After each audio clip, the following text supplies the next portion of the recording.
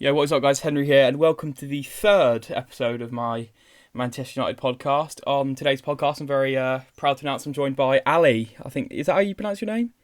Yeah, Ali, Ali, whatever. I've gotten so many things. You can also mention Oliver if you were trying to have some.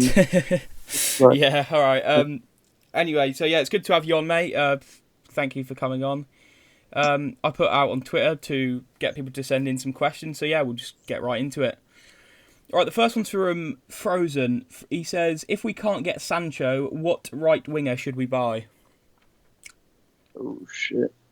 Well, I mean, I guess there's multiple routes. If we're trying to go for a more experienced Premier League proven player, you could go back for Zaha, although I think he wouldn't want to rejoin the club. But he also had time under Oli at Cardiff, I believe. Yeah, yeah. That's one way you could go. Another way that you could go is I watched a couple games from Serie A, and there was this young guy, Italian player. His name's like Federico Chiesa or Chiesa. Chiesa, I don't yeah, yeah, know. yeah, yeah. Well, he actually surprised me. I thought he was really good.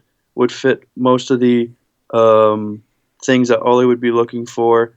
But again, it's really hard to judge the kind of player he is because I only had a small sample size. Mm. I recently, the past couple of days, we've been linked to that Spanish sort of versatile attacker, the Danny Olmo. Danny I Almo, yeah.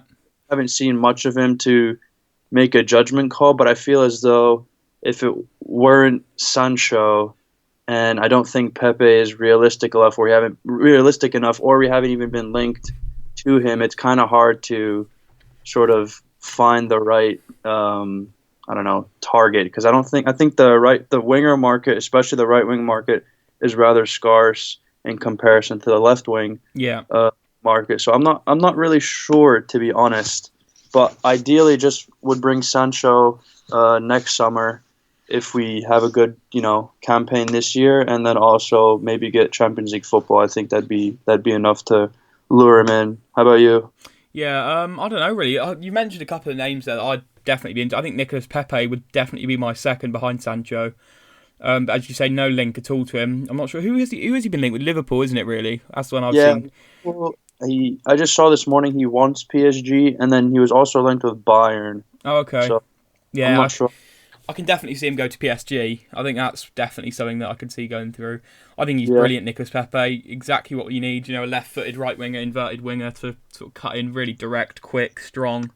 I think he'd be a yeah, great player to bring in. But as you say, no links to him really. But saying that, you never know. We might come in yeah. and do something. You just don't really Not know. only that too, but you have to also take into effect the factor that like Basaka as well as like a right back, Mm, and he can hold his own by himself on the right, and we've seen him do it with Palace and a really good mm. one-on-one defender. So it actually help our whoever the right wing is to sort of start up higher up the pitch, which would give us more of an edge in matches that we haven't had over the past couple of years, in my opinion. But that's just another way to look at Yeah, it. I know what you mean as well. Because Wan-Bissaka, a lot of his attacking output that I've seen is he sort of instead of going one on one with defenders going forward, he usually cuts inside. I don't know if you've seen that from him. Yeah. He goes, Yep. yeah, it goes very central. So I know what you mean. It would be quite good to have someone who's sort of a winger that would stay wide and, as you say, further up. So yeah, it's a good point actually. Does completely change the complexion of it all, really, having Wan-Bissaka. Just because Yeah. you've got a way better attacking right back than we've had for I, years. I think he'll be one of the smartest signings we've made since Fergie, to be honest. Because I was actually quite surprised we managed to get him. Because I Mm, thought over the past 2 years he had a really good, successful past year and a half, two at Palace, and I was really surprised that United actually went for him and not some big name again, how we typically go down. But I feel like there's progress on that end where we've sort of moved away from that whole big name signings and sort of mm. try to find players that sort of fit within the system. So I'm actually rather happy about that. But Yeah, yeah, yeah, no, it's a great, as you say, Wan-Bissaka, yeah, great signing. And to be honest, I was quite surprised when we went for him. It's one of those signings where you think he's almost too good a signing, too smart a signing for us to even think yeah, about making. Um, literally. yeah, because Um, we usually make ridiculous signings, don't we? And we've seen down the yeah, years many an yeah, awful signing. no, definitely. Yeah, so yeah, on that one, I'd say Nicolas Pepe. I don't know who else. I don't know what other right wings are available. As you say, it's a very sort of sparse market, isn't it? It's Lozano's another one. I'm not sure how he'd do over in the Premier League, in all honesty. Yeah, I've definitely got my doubts. Zaha I'd love to get, but as you say, I think it's unrealistic. It looks as if, well, I say Arsenal bound. I don't think they got the pennies, have they, to bring him yeah, in. yeah. I don't know, to be honest. I guess we'll have to see and just follow it along and hope that United have something up the sleeves to fill that hole that we've missed since Nani left. So I guess we'll see. Yeah. All right, we'll move on then. The next question is Roti, I believe, is that how you pronounce it? What are you going to do if Ole does a madness and actually pulls this job off? Because I think that's just directed at the fact that we've both got our doubts about him, let's say. So yeah, what would you do if he did pull it off? And I'm guessing he means win major silverware. Yeah. So I guess we should combine the two questions because I think the next question was, do you see any future with Solskjaer? Yes, yeah. If we start back in December 18, and this is a problem I have with some of the fans, is I think we all agreed when we appointed him that, oh yeah, he'll be there, squad harmony, et cetera, 6 months, and we'll get an actual manager in the summer. But then we won a couple games, and people forgot the fact that, okay, just because we won a couple games with, no pressure, that, he'd be fit to manage United at such a crucial period. We're watching City win, do the domestic treble. We're watching Liverpool win the Champions League. Win the Champions League. Spurs make the Champions League final. Mm-hmm. City win the Europa League. Arsenal, I mean, it's kind of hard. They're in a different, sort of. We don't really want to compare ourselves to them. Yeah. But really, like, I thought we were such a crucial period of our, sort of club's history, and this was such an important appointment that we couldn't get wrong, and I feel as though we did get wrong. And I have a problem with the short-term thought process that the fans have, even though we mock the board and, everyone associated with the club, that they also have, like, the short-term sort of always, like, thinking mindset. And so I was a little disappointed in how many fans jumped on so early that we should appoint a manager who's been in management 10 years. His career highlight is winning a Norwegian league. He sacked Cardiff. The year he sacked Cardiff, Molde ended up winning the league. He came back to Molde, and they haven't won the league yet. And now, with him gone, they're on their first league title since the year that he was managing Cardiff. So I think these are a lot of alarming signs. There were multiple times within games where he managed where I thought his in-game management was rather poor. He's a really good manager, clearly has a good PR game, well-liked in the media. I don't have a problem on that aspect. He doesn't cause drama. But in terms of just strictly management and pulling power, I think we sort of can see the struggles we're having right now. But I guess in the future, if he were to do a madness, I mean, I would get a lot of flack for it, which would be deserved. But honestly, I just can't see it happening, especially with the way our summer's going. And if we're being realistic, I just don't see it working out. I'll be shocked if he makes it through the first year. I think the board, if things go south, they'll struggle to, sack him because he's quote unquote legend. But I'm not sure. Like I'll be happy if it works out. Like who cares? He's played at United. I mean, he's a legend. He won the Champions League for us 20 years ago. What is there not to like about the success story of him bringing? But I just don't see it happening, and that's my problem. No, and I'm with you on that one. I think a lot of people would definitely be very happy to sort of rip into the likes of me and you who have had our doubts about him and not sort of understand that we do. It's not that we don't want him to succeed. That would never be just to sort of prove us right. We wouldn't want him to do poorly. Of course, we'd like to see him do well, but the facts are, we don't think he will do well. And I was just going to go back to a minute ago when you were sort of saying about how fans were jumping on the sort of bandwagon of wanting him appointed. I was sort of part of that in that when all these good results were coming through, I thought there's no way we can go and look elsewhere with these current results. But what I said was Woodward had to stick by his word and wait until the end of the season to make that permanent appointment. He had to do that. Yeah. So what would have happened was, I think, whether or not that permanent appointment that we made it was in March, I believe. March 28th. Yeah, there you go. So the end of March. If that appointment wasn't made, would we have still hit that massive poor run of form that we endured until the end of the season? And I think if we had, we would have then said to Ole, thank you for coming in and do what you're doing. We're now going to go and get a different manager. We're going to go and target Pochettino or Conte or whoever it might be. So that was my problem, appointing him mid-season. I think at the point when he was appointed, he deserved the job, if you know what I mean. But it shouldn't have been nailed on, done in March. We should have waited until the end of the season to do that. And I think my problem too with that is before he got appointed, I could see his style that he was trying to implement. I genuinely could see it. Like I could see the way he's trying to play. He played like fearless, sort of. Not. It doesn't have to be attacking, but just fearless. He didn't care because he wasn't full-time manager. But once he got the job, I felt as though he changed. He became a little more tentative with his decision making, his squad selection, and I guess the tactics or lack thereof. I just saw a significant change that worried me for the future, and we ended the season with 2 wins in the last 14. So I think whatever we did in the first couple games, regardless of this whole the players have no fitness, it wasn't just the players have no fitness. We just simply it's like we stopped coaching or going to training. I don't know what happened. We have to get back, at least at the very minimum, to the way we approached matches in the beginning of his tenure, to be honest. Yeah, do you think, just an interesting one, I think a lot of sort of debates been had about that. What actually went wrong in those final games where it all did go so horribly wrong?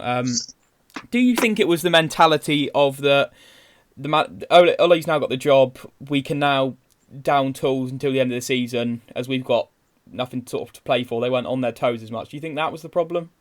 Okay, so if that is the problem, let's say that is the problem, yeah. Okay? And Lee was talking about being ruthless. Where's the ruthless then? If that is the problem, where are these players that are leaving? If that is the problem, that are downing tools, that's irrelevant then. That goes out the window. Yeah. If you're saying they're downing tools after I got the full-time job, then these players should be gone. Yeah. And it's July 3rd, nearly a month later, after, and the only players that have gone are 2 players that have left on a free. We got no fee for them. We still have Darman. We still have Rojo. We still have the controversial Lukaku, which I actually don't mind him staying another year, but we could talk later. Mm-hmm. We still have Smalling. We still have Jones. We extended Young, Mata, all these players, Mata. So I mean, this whole they down tools. Well, these players that are quote unquote downing tools, majority of them start. I know. And I think they left, so that's irrelevant. It is irrelevant, but I think that does come back to Ollie. This whole thing. I think some people try and blame the board on this, weren't they? This sort of non-ruthlessness, but he's the one who was saying it all in the media, wasn't he? Backing himself to have this massive exodus this summer that just hasn't happened. So yeah, I think that is his fault. So yeah, I completely get where you're coming from with that. So yeah, I don't know. This summer it's been a bit of a nightmare. I think Wan-Bissaka obviously, and Dan James isn't even a bad signing, but it's just we needed a sheer amount of. It was a lot of players that we needed, and I'm not sure how many we're going to get in. I'm not sure what you think is going to happen going forward. I don't know how many people are going to leave as well with this whole ruthless thing. It's just not looking great at all. Yeah, I mean, we can only wait and see, man. Yeah, maybe we have a podcast at the end of the window and reevaluate where we are. But for now, we can only just hope that there's something going on behind the scenes that we don't know. Yeah, you got to hope so. All right, so we'll move on from that for a minute. The United writer says, do you think Harry Maguire will have a Van Dijk-esque effect on United if he joins, and is his 70 million plus price tag justified? Okay, so let's break it down and let's look at Harry Maguire as a player, his pros, and what I see are his pros and cons. Yeah. His pros, definitely a leader. You can't question that. Good aerially. Mm-hmm. He's rather aerially dominant. I'm not sure about the whole he's a ball-playing center back. I think he's more brave on the ball than all our center backs, but I'm not sure it's his actual skill or quality. Would he be our best center back? I would say yes. My problem with him is he's rather slow. if you play higher up the pitch, which we would with United, and you play one good ball over the top, you're in. His recovery pace is fairly non-existent. I feel like sometimes his positioning is a bit off. Um, I think too. I don't like him as a number one sort of center back option. I'd rather pair him up like with an inferior, like him as the inferior center back of a pairing. So Mm. like I would pair him like if he went with Liverpool with Van Dijk, I would think that'd be sick. Like that is such a good tandem to have in my opinion. Yeah, I get what you But mean. Yeah. I don't I don't know what it is, and I might just be poor at explaining it, but I just don't like the idea of him paired with Lindelof, or him even being paired with Bailly, or him being paired with Smalling or Jones.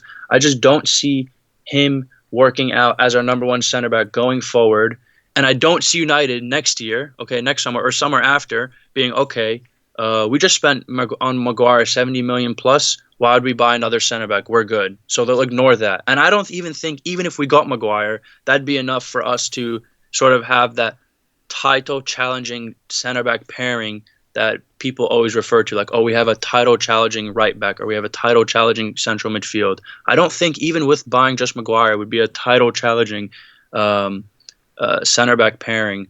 But I think if he was the inferior center back of a two, I wouldn't mind it as much, but this whole price tag of 70 million is just absurd to me in comparison to Van Dijk. Yeah. I know what you mean. I do agree with what you say there. Harry Maguire as a sort of, I think in a centre back pairing, you've got to have a traditional centre half and then a sort of a more frail, if you like, ball playing centre back. And I know what you mean with Maguire and Lindelof. Say it is a little bit similar, isn't it? Really, because they're both quite good on the ball. But saying that, yeah, no, I think it is a dangerous one. Harry Maguire, not so much his passing range is his main attribute like Lindelof's is. It's more his driving runs, you see, isn't it, into midfield? Yeah, Um, yeah. and yeah, I know what you mean. That could really leave us exposed. Those two. Um, with regards to the Van Dijk thing, I think we've just got to accept Liverpool got a great deal for one, and two, that the market and inflation is constantly changing. It's hard to compare prices between this year and last year even. I know it's such a short amount of time, but things are changing so quickly. So I think it is a little bit harsh to make that comparison between Maguire and Van Dijk, because Van Dijk is, first and foremost, an absolute freak of nature, to be Yeah. honest. He's an incredible player. And I think it's hard to compare anyone to him, really, bar maybe Sergio Ramos. I was saying I this. think it's super hard to just say, oh, hopefully he has a. We're just basically hoping because we're paying similar fee to Van Dijk that he'd have the Van Yeah, Dijk effect. exactly. Just because you pay the fee of a player doesn't mean they're going to have the same effect. Exactly. That's not how the world works in any business, and it's certainly not how football works. So Liverpool, you can't say you could say they got somewhat lucky, but they also, I'm sure, did their bit of scouting and Oh saw yeah, that yeah, of fit course. perfectly. So Of yeah, course, yeah, no. So I shouldn't have said luck as such, but what I'm trying to try and say is that, they really did get a great deal there. yeah, Um, no, definitely. and just with regards to what you just said there, a lot of our fans are completely blinded by this whole signing players from the Championship and then pointing to Andy Robertson. I don't know if you've seen a lot of that, constantly Yeah, comparing. yeah, yeah.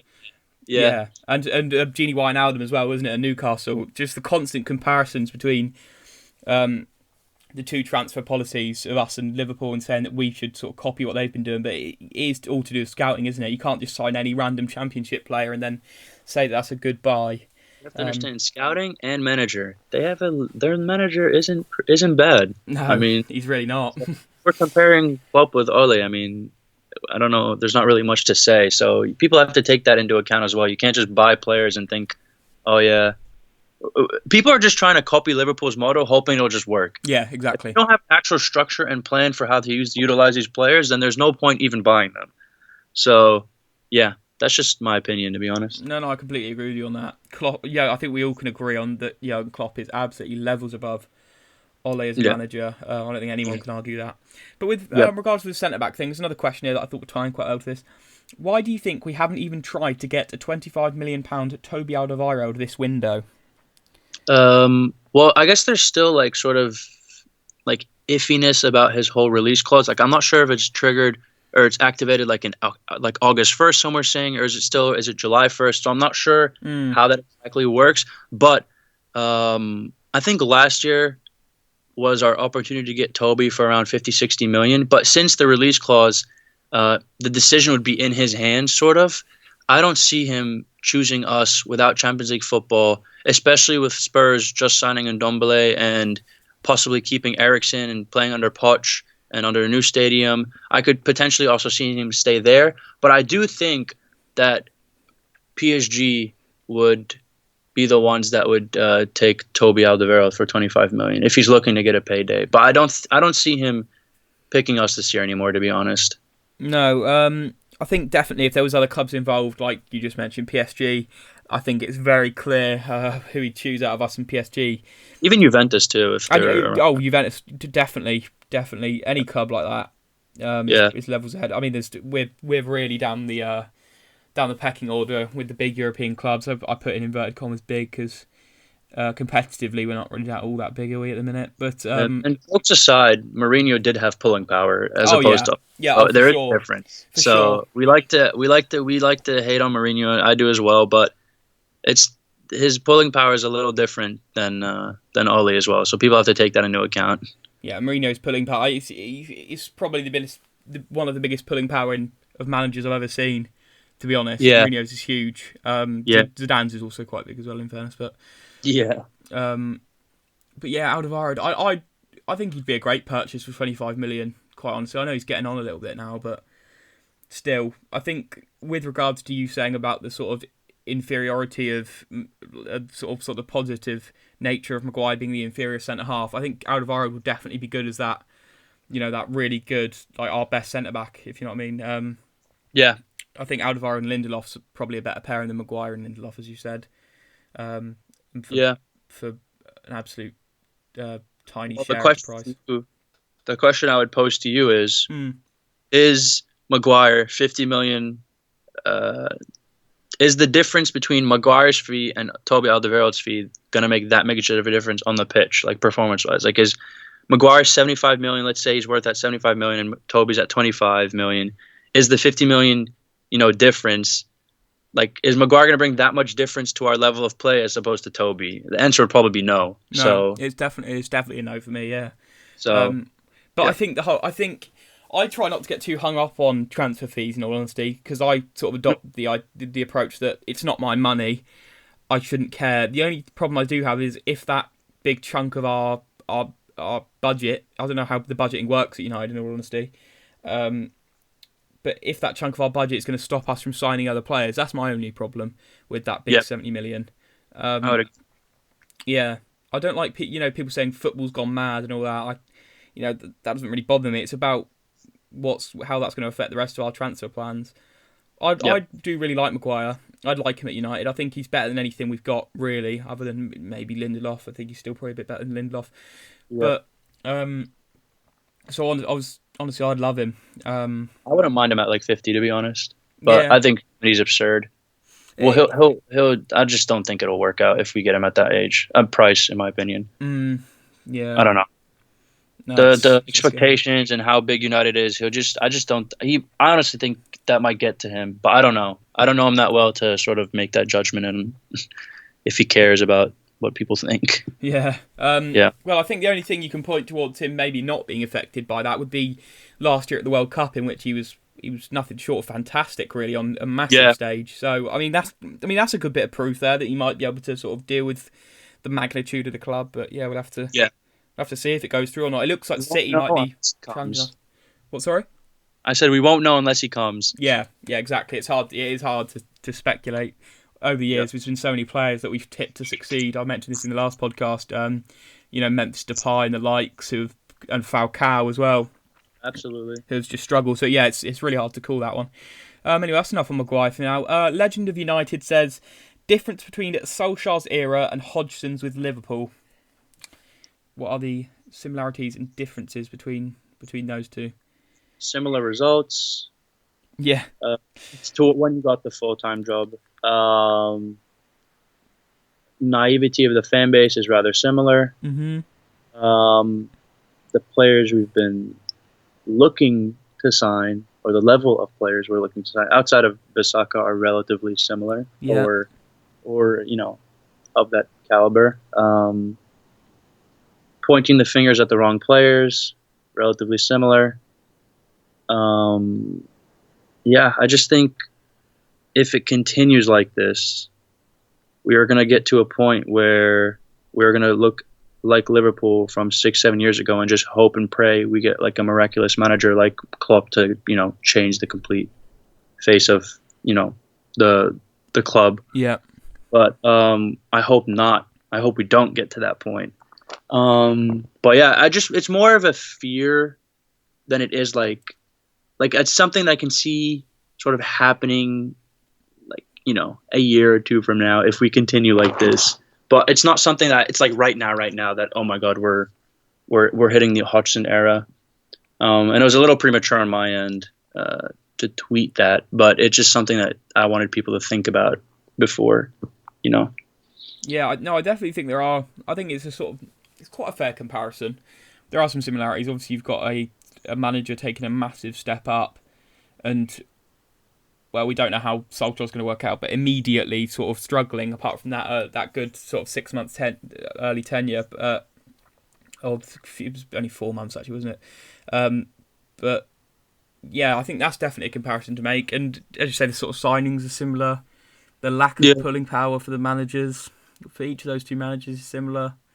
I think the only thing we might actually be inferior in that we've got an ownership, or Liverpool's ownership did catch a lot of slack, didn't they? Yeah. But I think our ownership's actually worse. So I think that's really worrying to see when you see how bad and how much of a problem Liverpool got into with that Hodgson sort of era and that sort of time. I think our ownership is worse, but their owners don't spend as much, but their owners care more, if that makes sense. Like they don't want to spend as much, but they care more in terms of like putting a structure in place to have their club succeed. Whereas I don't think our owners care enough to, put a structure in place or possibly move Woodward onto a different role and bring someone in who's specialized, in, building sides, building good squads. But we do have a lot. We do spend a lot more than Liverpool do. We do, but I think that's only because our revenue is like absolutely massive, isn't it? So percentage-wise, theirs is a bit. I think they spend more of their revenue, percentage-wise, on transfers than we do. I'm curious to know, like, how much do we spend, of our turnover? So maybe that is. You are right. I don't know the numbers, but maybe in fact Liverpool do actually spend as much as us. I mean, more than us in terms of the turnover. But I have to look into that, to be honest. I don't know at the top of my head. Yeah, no, I don't either. I think definitely Liverpool's percentage of turnover spent on footballing sort of matters would be higher than ours. Yeah. I don't know the numbers either though. But I was going to say, with regards to Woodward as well, Liverpool have got a brilliant sporting director. His name escapes me. I don't know if you can remember his name. It's the bloke's name, isn't it? Michael Edwards. Yeah, that's it. Yeah, that's he just got 20 million for Danny Ings, so I don't know how. Yeah, exactly. I know, brilliant, shrewd negotiator. Whereas we've got, an absolute clown, really, haven't we? We got Dominic Solanke, 20 millions. Yeah, I know. And look at the signings they've brought in have been brilliant as well. The deals they've got. I'm pretty sure they got Dominic for free or like 5 or 7 million. I don't know. I don't remember what it was. He did absolutely nothing for them, and he sold them for 20. Yeah, and he did nothing in that period as well, where he's been at Liverpool, really, did he? So. Yep. Yeah, easy flip that one. We'll move on then. Ryan says, "Is Pogba staying?" Yes. Next question. Yeah, yes, I think so as well. I don't think there's any doubt about that one. I can't see anyone bringing him in. 1 year. If we don't fix up, he's gone, but he's staying. Oh yeah, for sure. I don't doubt that he might want to leave, but I just can't see him leaving this summer. I actually think he'd want to stay if we actually were good. Yeah. To be honest, who blames him for wanting to leave, really? Some people will have a go at him. Of course they will. You got the top Reds and you hate him for his dancing and all that. But I think the proper intelligent fans understand why he'd want to leave in the current state. Yeah. We'll move on from that one. Yeah, he is staying. I think we both agree on that one. Des says, if we don't sign anyone, who do you think should be our CDM? I don't like the phrase CDM. And right winger next season. So defensive midfielder and right winger next season.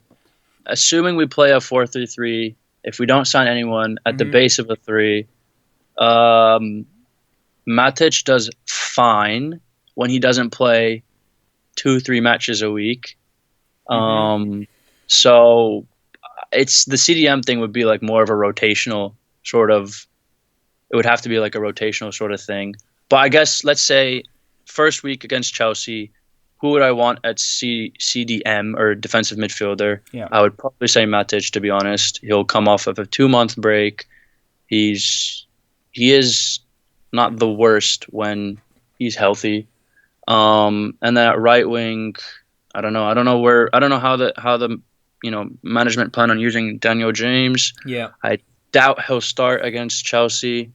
So I would, and assuming, let's just say Lukaku stays, since he didn't say anyone's leaving. So I'm just gonna say Lukaku stays. Maybe Rashford, Lukaku, Martial up top, the three of them. Yeah. I think that's not far off at all. With regards to who should be our defensive midfielder next season, I'd love to see. I think you also said this Thomas Partey, Yeah, whose release clause. What's his release clause? It's low, isn't it? 20? Is it 20? some say 40, some say 50, some say 20. No Yeah. one will. Yeah, so something. Yeah. He's definitely got a release clause. I think that's sort of clear. So yeah, But that'd be a great. people have to take into account that Atletico just got rid of Rodri, or he is looking like to go to Manchester City. Hmm. Rodri, Yeah. their midfielder. So I'm not sure Atletico would be too keen on letting either Saul or Thomas Partey leaving as well. So I don't think it'll happen, to be honest. Yeah. Um, who I think will play. I think it. As I say, I think I wouldn't mind Matic for that first game of the season. I think Matic would be fine. Fine, That break. Yeah, and he plays against the third club, so Yeah. What are your thoughts on McTominay? What do you think about him as sort of the replacement for Matic? Do you think he's adequate to replace him going forward? I mean, aside from the name McSauce, I don't see him having like a long-term future at the club. To be honest, and definitely not a replacement because Matic enough wasn't even good enough, and McTominay's not better than Matic. Let's be real. So he just runs more and has suits us better, but it doesn't mean his skill set is better than Matic, in my opinion. Yeah, perhaps not yet. I don't know how good he'll ever get. I do like McTominay though. I think he's quite a Oh good yeah, squad player.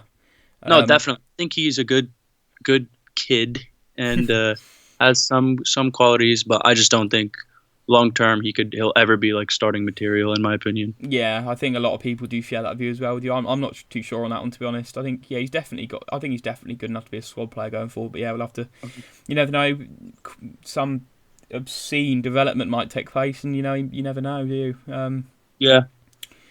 SK says getting rid of Lukaku instead of some other dead wood. Good decision or not? I think you've sort of alluded to that. Really. So Lukaku, I make jokes about a lot. I don't really like.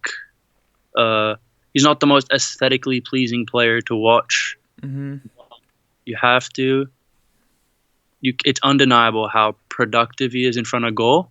Yeah. And it comes with, his downsides, like the match against Arsenal, where he sort of missed a couple chances, or his link-up play sometimes can be hit or miss, or his first touch can be hit or miss. But the thing is, okay, it's not like we have Griezmann as a backup option, or we have like Aguero or whatever as an option. We have Marcus Rashford, who has 27 goals in the league in 4 seasons in his career. Okay, Yeah. so we're potentially going to lose a guy that guarantees you 20, 25 goals in all competitions, and replacing him clearly because we gave Rashford a new contract, and we're replacing him with a guy who's never broken like 20 goals in all comps in a season, and it's going to be his fifth season going into the first team. And the problem with Rashford as well is his finishing can be also hit or miss. We've seen him miss his fair bit of clear-cut chances. And my problem with Rashford is and people don't talk about this, but I'm not sure like his physique can withstand a full season in the Premier League as a lone striker. I think his physique can withstand as a winger. But if people haven't noticed, like he's gone injured. I'm not sure about last year, but he got injured this, second half of the year. I'm not sure due to what, but I just have my doubts about can he stay fit for a full season with the physique he has as a lone striker as opposed to a winger. Can he score 20, 25 goals in all competitions? And that's my main concern. If we had a good replacement, to be honest, I wouldn't really care about Lukaku. But you can never trust the board, the Glazers, Woodward to make the right signings. We've been linked with Ben Yedder, I believe, Yeah. To come in.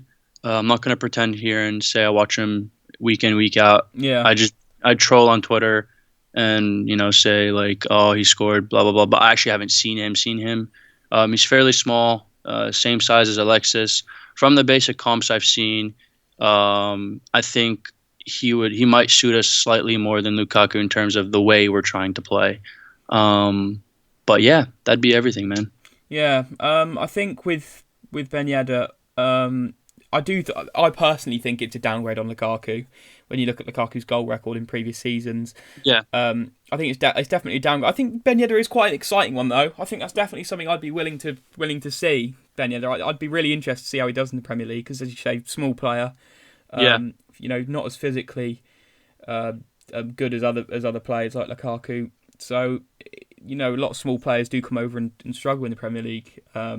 So yeah, that'd be really interesting to see. But Ben Yedder is there's definitely an element of the unknown with him. So yeah, it'd be quite exciting to see. Obviously, completely ran rampant in that awful game at Old Trafford last season. yeah. So Mourinho, so that was good. Nah, but jokes aside, I guess again, time will tell if we'll regret selling Lukaku or not. My fear is if we don't replace adequately, then we will regret it. But yeah, for sure, I think we're going to regret it nonetheless if we let him go. I think definitely, I can almost guarantee you, if he goes over to Inter with Conte, he's gonna bag 25, 30 a season. Honestly, I would put money on that for sure. I mean, Conte rates him, man. I don't see why he can't bag 25, 30. When you have a manager that backs you and wants you as his number one option, then it goes a long way. So, that was proven, especially with Lukaku, wasn't it? In his in last season with Mourinho. Yeah, I would agree. Yeah, so if I'm a massive fan of Lukaku, but I said this in the last podcast as well. If Ole doesn't like him, I mean, what can we do? I'd be absolutely fuming to see him go, but what more can you do? You can't have a manager keep a player who he doesn't like. So it's probably best for both parties if he then moves on. But I think he is more than good enough to start in Ole's system, to be honest. I think, I said this last time as well. His overall link-up, I think, is actually massively underrated. I think a lot of people do see him as a very limited striker just because of his sort of very abrasive, bullyish type nature, if you know what I mean, because he's a big lad. But yeah. I think, he's better with his feet than some people think. Obviously, his first touch is a problem, but, everyone's got their downfalls. Anyway, the last question here is from UtdAlii Daryl, who says, if Ole utilised Martial properly, how many goals and assists do you think he will make? I think the question should be if Martial utilizes himself properly, because has to be, wanting to take the next step.